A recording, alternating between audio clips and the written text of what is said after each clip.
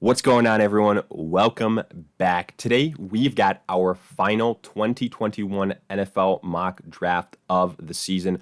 One last look between these team and player pairings before the real thing is here. And we've got a bunch of major changes along with new trades, so make sure to check it out. And if you guys enjoy, hit that like button, subscribe, and also let us hear it in the comment section. Did you agree, disagree, along with your feedback? And in the meantime, give us a follow on Twitter at AllDayPigskin to continue interacting with us on there as well. But with that said, let's get into this thing. And with the first pick overall, to nobody's surprise, the Jacksonville Jaguars select quarterback Trevor Lawrence. And honestly, this has been the selection for, I feel like, a century now. We've known that the Jaguars are going to go with Lawrence. He is the generational quarterback prospect here, and he's been regarded that for some time. So Jacksonville, they're picking first overall for a reason. They've got a lot of needs, but at the top of that list is quarterback. Lawrence to Jacksonville, a done deal. Next, moving on to the New York Jets with the second pick overall, they select quarterback Zach Wilson.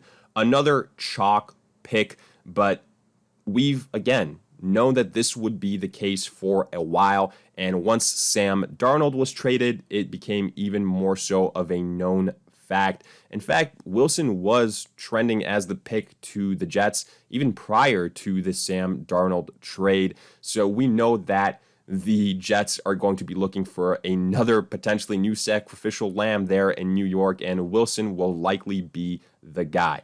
Then at pick number 3, we have got the San Francisco 49ers. Again, a somewhat easy pick because we know that this selection will be a quarterback.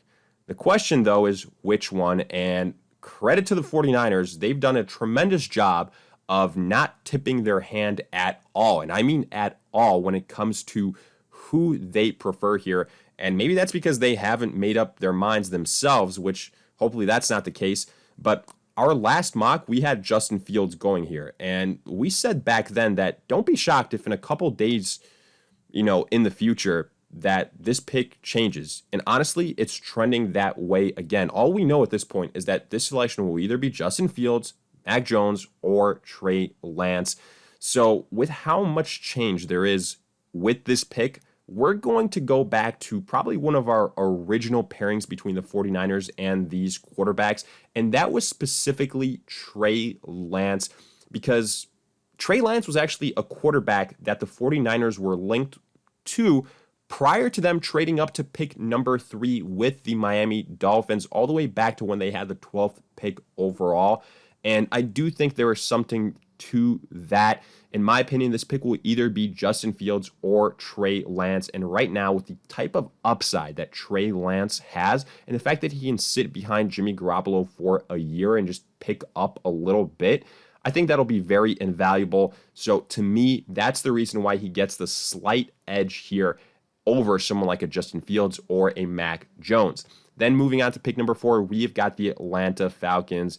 And I've said it before, I'll continue to say it. This is where the real draft begins, because the Falcons, hey, they can trade back here, but I do think if they do that, they risk the chance of missing out on the guy that's at the top of their board. And the fact of the matter is, whether that's a quarterback or a skill position player, well, there is a drop-off there afterwards. Again, especially if you're looking at a team that will be wanting a quarterback here, because, at the earliest, that would be the Denver Broncos with the 9th overall pick. So because of that, the Falcons, I think, will stay put here at pick number 4. And there's been a lot of talk about them potentially going with a quarterback because, Matt Ryan not getting any younger. But the fact of the matter is Matt Ryan is still a very capable quarterback. And it doesn't seem like everybody in the Falcons organization is completely out on him.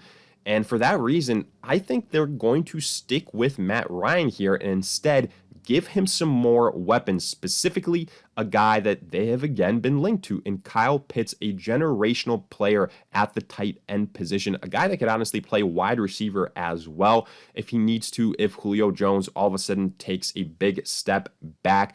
But that would be a scary trio, and we do think that the Falcons are going to look at an offensive player like that here, specifically Kyle Pitts is the 4th pick overall. Next up, we've got the Cincinnati Bengals at pick number 5. And here we have got them selecting an offensive lineman, specifically Penei Sewell. And it doesn't matter how much Joe Burrow might want to be reunited with Jamar Chase, his wide receiver from college. If the Cincinnati Bengals pass on an offensive lineman, I feel like they should be barred from the NFL. You need to protect your investment in Joe Burrow.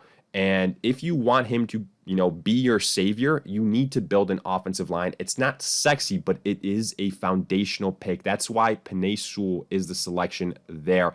Moving on, we've got the Miami Dolphins at pick number 6. And yes, there's been some rumors that the Dolphins might trade out of this pick, but I think that's all just smoke. More so because if the Dolphins, traded back into the top 10 with the Philadelphia Eagles and now all of a sudden are thinking about trading back out of the selection, I think that's just some very bad just calculations on their end. Instead, what this trade did was just kind of solidify the fact that they want to get a top-notch tier, either wide receiver or tight end. And since Kyle Pitts is off the board, I think this pick has to be Jamar Chase, the clear-cut number 1 wide receiver prospect in the draft class, and just giving Tua another weapon to show that he can be the guy for the Dolphins there. So Jamar Chase to the Dolphins at pick number 6. Next up, we've got the Detroit Lions at pick number 7, and there's a reason why this has been one of the most popular trade destinations for the Detroit Lions. It's because that they just get so much better by trading back a little bit with a quarterback needy team. And in this case, it will be the Denver Broncos. So here in this scenario, the Denver Broncos are going to send a 3rd round pick this year, along with a 6th rounder next year to move up just 2 spots. This way, the Detroit Lions don't, potentially miss out on the guy that they were hoping for. And they still get a ton of draft capital in return, while the Denver Broncos guarantee themselves a chance to select their potential quarterback of the future. Yes, Drew Lock is still there, but there's a reason why the Broncos were checking in on Matthew Stafford and Deshaun Watson, and that's because they feel like they have a very complete roster offensively, potentially defensively as well, and they're just one quarterback away. So that's what this pick here is. That's what this trade is, going with the upside that is Justin Fields, specifically a guy that you could argue is the number 2 quarterback in this entire draft class. He fits a Deshaun Watson type of mold, dual threat quarterback, big arm, and is someone that I do believe would be an upgrade over Drew Lock. Next up at pick number 8, we've got the Carolina Panthers.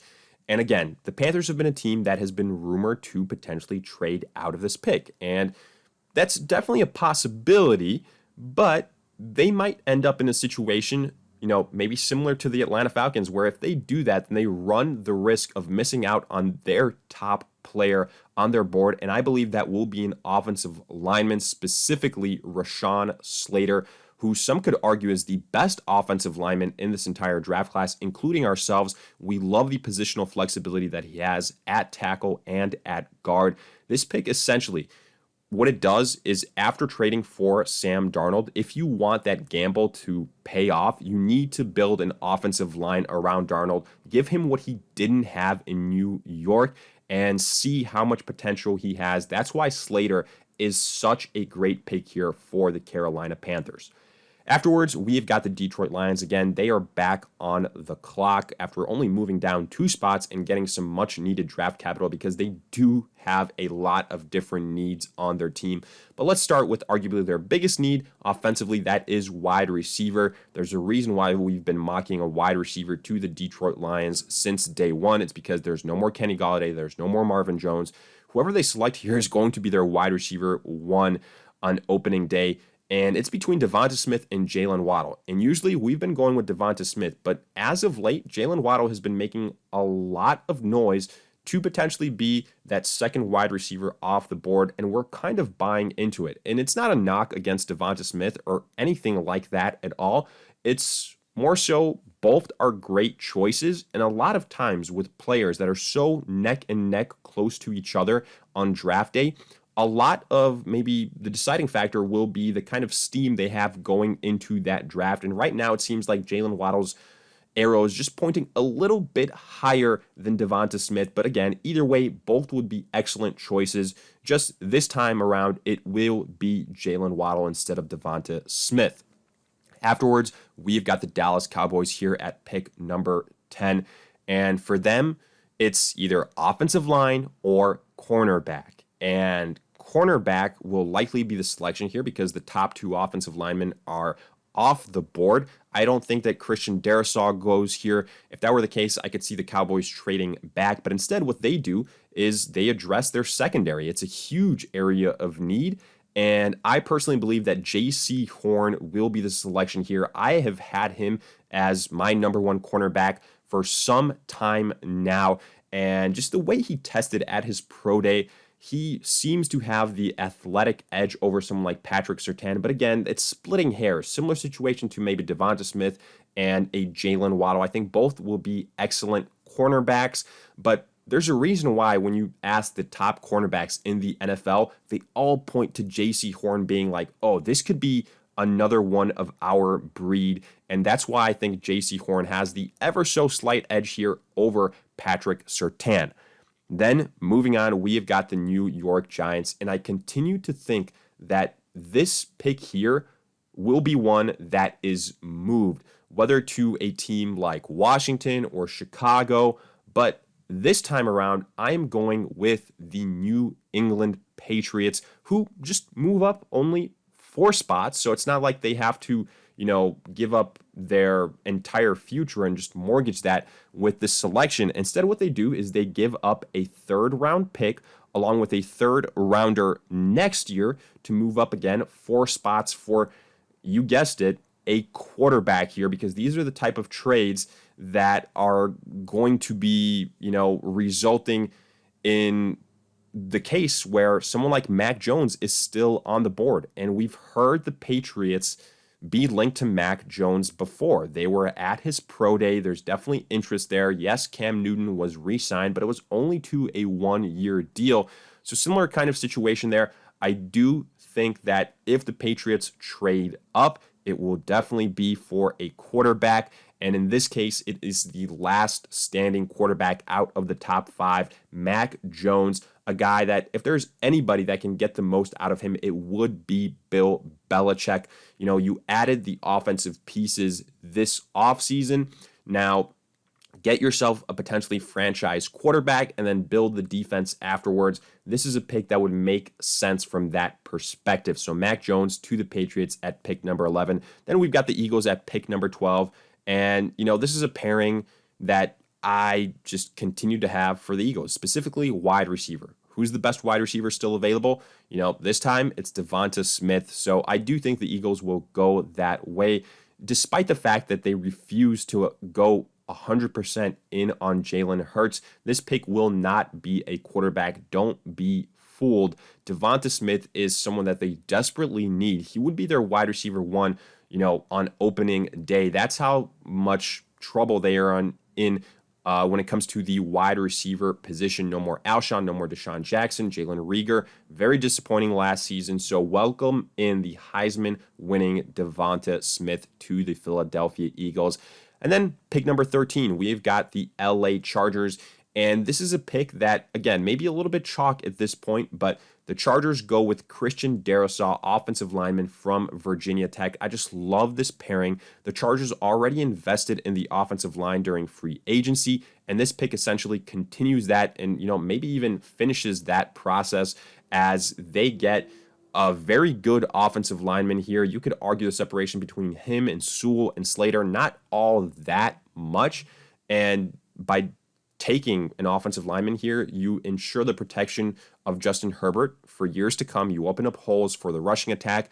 You just build the foundation of this team the right way. Afterwards, we've got the Minnesota Vikings at pick number 14. And I do think when it comes to this selection, the 2 most likely outcomes are either going to be offensive line or defensive line. Now, defensive line, maybe a little bit too early because there's no one concrete guy here that is, a Chase Young of this draft class. But there's a very versatile offensive lineman in Elijah Vera Tucker that I think would fill the positional need that the Vikings have, both at tackle and at guard, very well. Another very flexible guy in terms of what position he can play along the offensive line. We know that the Vikings want to be a run-first team and then just open things up for Kirk Cousins afterwards. That's what this selection does.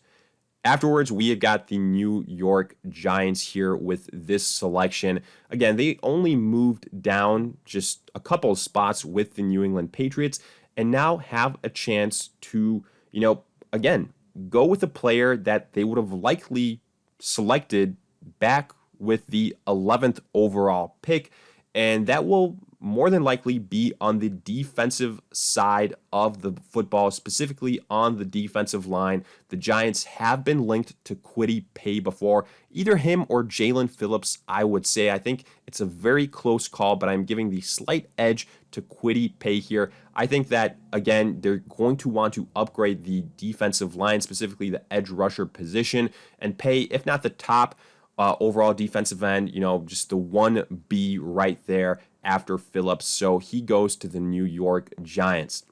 Then we've got the Arizona Cardinals at pick number 16. And I think this is going to be a slam dunk pick for them. They're on the board here. They've got a couple of different needs. Offensively, they could be looking for a tight end, but there's nobody really worth that selection here. So instead, you go to the defense. You could use help on the defensive line. In the secondary, though, that's where I believe their biggest glaring hole is, specifically cornerback after, the departure of Patrick Peterson. So just welcome in Patrick Surtain. He is a replacement just from day one for Patrick Peterson. And like we said before, if it's either Surtain or J.C. Horn as the top overall cornerback in this draft class, you can't go wrong with either one. And here, the Cardinals go with Surtain with their selection. Moving on, we've got the Raiders, and they have got some tempting selections here. They could go linebacker, which is, again, a big area of need.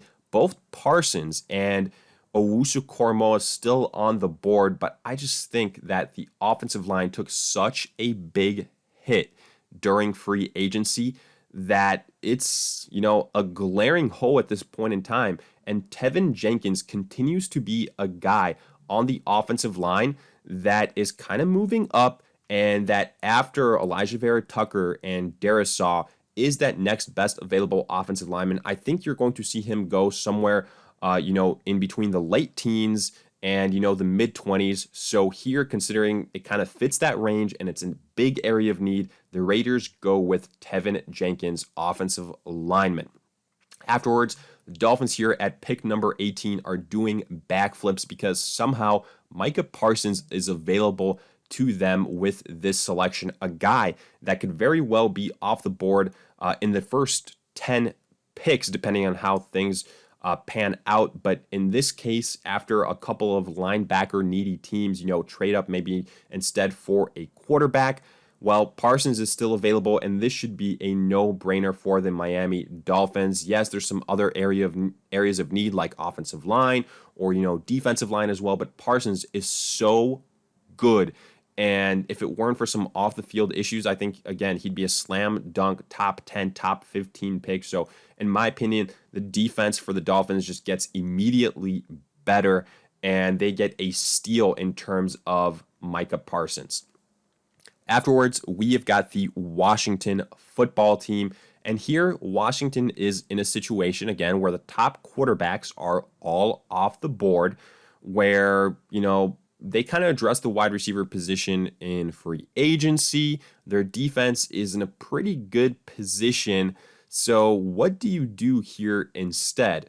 Well, that kind of just leaves maybe offensive line, which, is definitely a position where they could use some help. And with the quarterback of the future still not being on this team, well, you allow yourself to build the foundation. Again, I go back to this offensive line so that whenever you find that answer, he has the needed protection. And a guy here in Samuel Cosmi has been trending upwards as of late. I like him to specifically be the selection here for the Washington football team. Then we have got the Chicago Bears here at pick number 20. And again, with the top quarterbacks off the board, this pick will either be a wide receiver or an offensive lineman. And as tempting as someone like Rashad Bateman might be, I do believe that offensive line is a bigger area of need. And there's some viable candidates at this point in time. Specifically, someone like a Alex Leatherwood from Alabama. He's someone that's, again, probably going to go in this range, early 20s to around the end of the first round. This is an area of need for the Chicago Bears. They need to protect Andy Dalton, even though we know that's not their answer at the quarterback position. They need to open up holes for David Montgomery. That's how they need to invest in this offense initially when they're in a position to not really have an answer at quarterback, similar to what Washington did. The Bears just select an offensive lineman here. Not too sexy, but again, a foundational pick. So Leatherwood to Chicago at pick number 20. Then at pick number 21, we've got the Indianapolis Colts, who very quickly trade out of this pick because they get a call from the Green Bay Packers, who are going to send a decent deal so that they can move up. They're going to send, obviously, their first round pick this year, along with a third rounder this year and a third rounder next year. And in the process, move up about 8 spots and select cornerback Greg Newsome.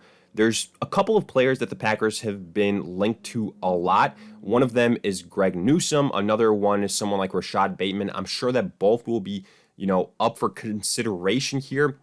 Wide receiver is also an area of need opposite Devontae Adams, but so is cornerback as well. Yes, King was brought back in free agency, but it was only on a 1-year deal, and Newsome is someone that has been skyrocketing up rankings, and there's a lot of teams with cornerback needs before the Green Bay Packers have a chance to pick at number 29. So here, they give up some draft capital to third rounders in order to move up and select Greg Newsome.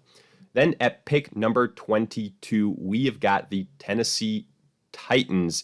And with this selection, they go with wide receiver Rashad Bateman. Bateman would be a great selection for the Tennessee Titans after they lost both Corey Davis and Humphreys. That kind of just leaves A.J. Brown there and really nobody else. Also, let's not forget Jonnu Smith. So they need some pass catchers. Rashad Bateman, the separation between him and, again, Waddle, Devonta Smith, we believe not all that much. The other selection that would probably get a lot of traction here would be cornerback after the release of Adoree Jackson. I think it's a coin flip, one or the other. But here we are going with Rashad Bateman to the Titans. Next up at 23, the New York Jets are back on the clock with their second first-round selection. And here, the New York Jets decide to go best player available, as is the case in scenarios with teams that have a lot of needs. And who would be the best player available at this point in time? You probably would have to look at the defensive line, specifically the edge rusher position. Someone like a Jalen Phillips, who a lot of people think could be off the board before this as the number 1 defensive end in this draft class. The Jets ultimately get either the second best or, arguably 1A, 1B defensive end in this class, whether it's Pay, whether it's Phillips. He's been going up draft boards. And again, the Jets have a lot of different needs here that can go in a lot of different directions, but you can never have enough edge rushers, and Phillips fits that bill. Next up at number 24, we have got the Pittsburgh Steelers on the clock. And I've said this for a while now. It seems like the Steelers are locked in with the offensive line position here. Maybe they trade back and get some extra draft capital, but I do think their first pick will ultimately be on the offensive line. No more Pouncey, no more Villanueva. Ben is another year older. The rushing attack, not exactly great either. So yes, there might be some calls for bringing in a running back, but you need to build that offensive line first, then look at the running back position. So instead, what the Pittsburgh Steelers decide to do here is go with someone like Liam Eichenberg, tackle from Notre Dame. Next up, we've got the Jacksonville Jaguars, again back on the clock after their first selection of obviously Trevor Lawrence. Now, similar to the New York Jets, just go best player available. Don't overthink this one. And right now, I would say the best player available would be someone like a Christian Barmore. Yes, you might have other bigger, slightly pressing needs on the defense, like secondary help, but Barmore is by far and away regarded as the best defensive tackle in this draft class. I think you insert him on that defensive line, and he makes that entire unit better, regardless of who you have already. Just gives you more options, more flexibility, and, a younger, cheaper option there as well. Next up, we have got the Cleveland Browns. And here, after having added, Jadeveon Clowney to already a pretty good defensive line, yes, they could go, another younger defensive end. Would have loved to, probably land someone like a Christian Barmore, who the Jaguars just took one pick earlier. So instead, what do? Well, let's address the defense, but on another level, specifically the linebacker level. They did a great job of addressing the secondary and free agency. Obviously added Jadeveon Clowney, so now that kind of just leaves the linebacker, and specifically we are looking at Jeremiah Owusu-Koramoah here, the second best linebacker in this draft class. We don't think the separation between him and Parsons is all that much, and just like that, the Cleveland Browns with this pick, man, they get even that much more complete at that level. Next, the Baltimore Ravens with pick number 27, having missed out on Rashad Bateman, turn their attention to another wide receiver, specifically Terrace Marshall Jr. from LSU, another, kind of big physical type of wide receiver that they need because Sammy Watkins isn't the answer there for them. He got a one-year deal for a reason. He can't really be relied on to stay healthy. Marquise Brown hasn't made the leaps that the Ravens would like to see. Next up at pick number 28, we've got the New Orleans Saints, who with this selection, again, can go a lot of different ways. They had to part ways with a lot of different players in free agency due to salary cap issues, offensively and defensively. But we've said it before, the Saints are a team, they need to find someone opposite more, and they came out themselves and said, we're likely going to take a cornerback early on in the draft. And they're in a perfect situation to do exactly that here with Caleb Farley, who at this point you could argue is a value pick, who a month ago was probably mocked as the top overall cornerback in this draft class, had some health concerns, drops a little bit, and I think this is right around where you're going to see teams interested in him. You could argue even earlier to a team like the Tennessee Titans, but either way, the Saints just get a great value pick here and a guy that is probably a day one starter, assuming he is healthy. Next up, we've got the Indianapolis Colts, who after having traded back with the Green Bay Packers are now on the clock and just can go best player available, whether that's offensive line, whether that's wide receiver, edge rusher, and they decide to go specifically with an edge rusher here. We've got Jason Oweh as our next best defensive end. It fits an area of need for the Indianapolis Colts. And again, you can never have enough edge rushers. Maybe you could argue the value for offensive line, not quite there. So edge rusher is the pick. Moving on, we have got the Buffalo Bills in the 30th overall selection. And in a similar situation, the Bills can go best player available. They're kind of set offensively. Defensively, though, they could use help along the defensive line. They could add someone in the secondary as well. But, do you go safety here with Moehrig, or do you just go another defensive end? And we've got Azeez Ojulari still on the board. I think just because of the positional evaluation, he would get the nod here over the safety position. And we're right around the spot where we're likely to see a lot of defensive ends go off the board, Ojulari is that next guy up in that situation. Next up, with pick 31, the Baltimore Ravens are back on the clock, and this pick obviously courtesy of the Kansas City Chiefs. The Ravens need to address the offensive line because, yes, they got Villanueva to replace Orlando Brown, but that likely won't be a long-term answer. So you have to look for a younger, cheaper option. Welcome in Walker Little from Stanford.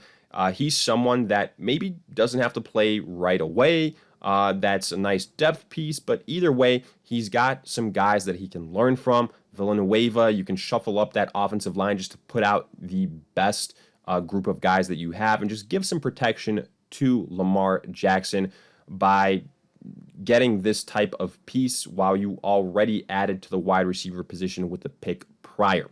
And then finally, we've got the Tampa Bay Buccaneers with pick 32.